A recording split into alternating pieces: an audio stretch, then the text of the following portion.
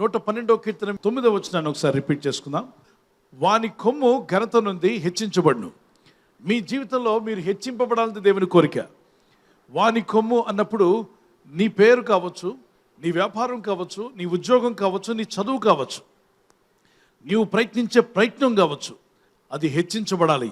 1వ కీర్తన 1-2 వచనాల్లో దుష్టుని ఆలోచన చొప్పున నడవక, పాపుల మార్గములో నిలవక, అపహాసకులు కూర్చుండే చోట కూర్చుండక, యెహోవా ధర్మశాస్త్రమందు దివారాత్రము ఆనందించు ధ్యానించువాడు ధన్యుడు. దివారాత్రం ధ్యానించాలంటే ఆనందించుచు ధ్యానించాలి. అటివాడు నీటి కాలంలో ఎవరు నాటబడినదే ఆకువాడక తన కాలమందు ఫలించే చెట్టు వలె ఉంటాడు. నువ్వు విఫలుడు అవ్వడం దేవుని చిత్తం కాదు, నువ్వు ఫలించాలి. యోహాను సువార్త 15:8 వచనంలో మీరు బహుగా ఫలించడం వలన తండ్రిని దేవుడు మహింపరచబడతాడట. కాబట్టి మీరు ఆయన శిష్యులుగా పిలువబడాలంటే మీరు బహుగా ఫలించాలని ప్రభు కోరుతున్నాడు. జెనిసిస్ చాప్టర్ 1:28, ఆదికాండం 1:28లో ప్రభు ఆదామును అవ్వను కలుగు చేసిన తర్వాత వారిని ఆశీర్వదించను. మీరు ఫలించి అభివృద్ధి పొంది విస్తరించండి అన్నాడు. అంటే దేవుని కోరిక మానవుని పట్ల నువ్వు ఫలించాలి. చదువుతున్నావా, చదువులో నువ్వు ఫలించాలి. ఉద్యోగం చేస్తున్నావా, ఉద్యోగంలో ఫలించాలి. ఒకవేళ నువ్వు వ్యాపారం ప్రారంభించావా, ఫలించాలి. ఒకవేళ నువ్వు ఆత్మీయంగా దేవుళ్ళు ఎదుగుతున్నావా, ఇంకా ఎక్కువగా ఫలించాలి. ఆత్మీయమైన ఫలాలు ఎలా ఎన్ని రకాలైన ఫలాలు ఉన్నాయంటే అద్భుతమైన ఫలాల గురించి బైబిల్ చెప్తుంది. మారు మనసుకు తగిన ఫలాలు, అలాగే నీతి ఫలాలు, ఆత్మఫలం. ఆత్మఫలం వేరు, నీతి ఫలం వేరు, మారు మనసుకు తగిన ఫలాలు వేరు. ఒక వ్యక్తి మారు మనసు పొందాడు, మనసు మారింది, నేను ప్రభుని వెంబడిస్తున్నాను అంటే అతను చుట్టూ ఉన్నవారు అతనిలో ఫలాలు చూస్తారు. ఏమని? అవునండి నిజమే, ఇతను ప్రభు ఎద్దుకు వెళ్తున్నాడు, వాక్యం వింటున్నాడు, ఆదివారం చర్చికి వెళ్తున్నాడు, ఇతని లైఫ్ చేంజ్ అయింది అని అతనితో థిక్కెస్ట్ ఫ్రెండ్స్ ఎవరైతే ఉండేవారు ఇంతకుముందు వారు చెప్తారు. ఎలాగా? ఒకప్పుడు తాగేవాడు మాతో, ఇప్పుడు తాగడం మానివేశాడు. ఒకప్పుడు మాతో తిరిగేవాడు, ఇప్పుడు తిరగడం మానివేశాడు. ఒకప్పుడు మాతో ఏదో ఒక పేకాటో లోకంలోకి వెళ్ళడమో ఏదో కార్యక్రమాలకి మమ్మల్ని ప్రోత్సహించేవాడు, ఇప్పుడు అసలు తాను రమ్మన్నా రావట్లా, ఆ మార్గాలకు గుడ్ బై చెప్పేశాడు. మాకు అర్థమైంది అతను మారిపోయాడు, అతని లైఫ్ చేంజ్ అయింది, మేమే సాక్షులము అని చెప్పారంటే అతనికి మారు మనసుకు తగిన ఫలాలు అతనికి వచ్చేసాయి. మరి స్త్రీలైతే ఇంట్లో అత్త చెప్పాలి, మా కోడలు ఇప్పుడు తిట్టట్లేదు, ఇప్పుడు కేకలు వేయట్లేదు, ఇంతకుముందులా గయ్యాల్లాగా గొడవలు పెట్టట్లేదు, ప్రశాంతంగా ఉంటుంది, భర్తతో సమాధానంగా ఉంటుంది, పిల్లలతో సమాధానంగా ఉంటుంది, ఇంట్లో అందరూ సమాధానంగా ఉంటున్నారు అని అత్త చెప్పాలి. ఒకవేళ అత్త మారు మనసు పొందింది అనుకోండి, అత్త ఫలాలేంటి?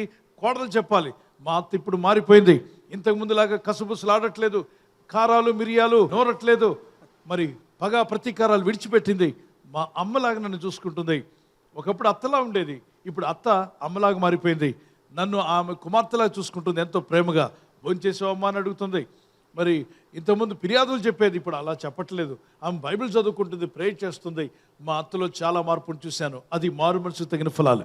అలాగే భర్త చెప్పాలి, నా భార్యలో చాలా మార్పు నేను చూశాను, భక్తిపరురాలుగా ఉంటుంది, వాక్యం చదువుతుంది, టైం దొరికితే సెల్ ఫోన్ పట్టుకునేది. ఇంతకుముందు మరి లోకానుసారంగా ఏవో వార్తలు వింటూ ఉండేది, కానీ ఇప్పుడు నేను గమనిస్తున్నాను నా భార్య సెల్ ఫోన్ కన్నా బైబిల్ చదువుతుంది, ప్రార్థన చేయడం నేను గమనిస్తున్నాను, పిల్లల కొరకు ప్రార్థిస్తుంది, నా కొరకు ప్రార్థిస్తుంది, ఆమె కొరకు, ఆమె ఇంటి వారి కోసం కూడా ప్రేయర్ చేసుకోవడం నేను చూస్తున్నాను, భక్తులు ఆమె ఎదగడం నేను చూశాను.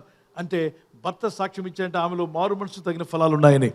భార్య చెప్పాలి, నా భర్త ఇంతకుముందు ఉరుముడి మెరుపుల్లాగా పిడుగులు పడినట్టుగా కేకలు వేస్తూ అరుస్తూ ఉండేవాడు, మరి ఇంతకుముందు సునామీ సృష్టిస్తుండేవాడు, అప్పుడప్పుడు భూకంపాలు వస్తుండే మా ఇంట్లో, ఇప్పుడు భూకంపాలు రావడం ఆగిపోయాయి, దేవునికి స్తోత్రం కలుగును గాక.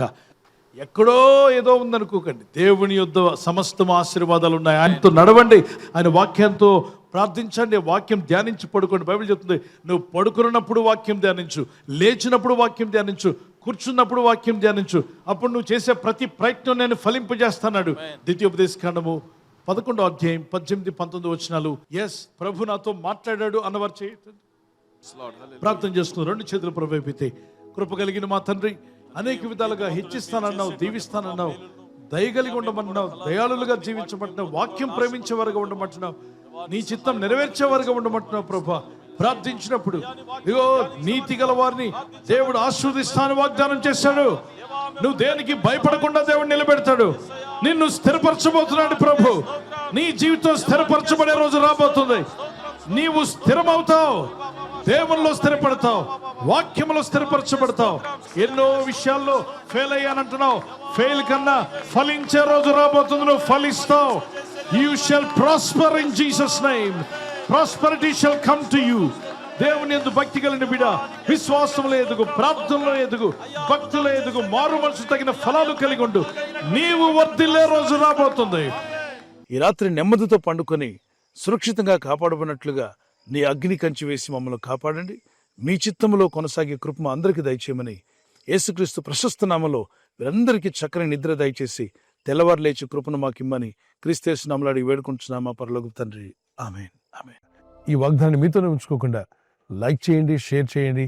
అనేకులు ఈ యొక్క ఛానల్ సబ్స్క్రైబ్ చేసుకోమని తెలియపరచండి. సబ్స్క్రైబ్ చేయని వారు కూడా సబ్స్క్రైబ్ చేయండి. Good night. God bless you.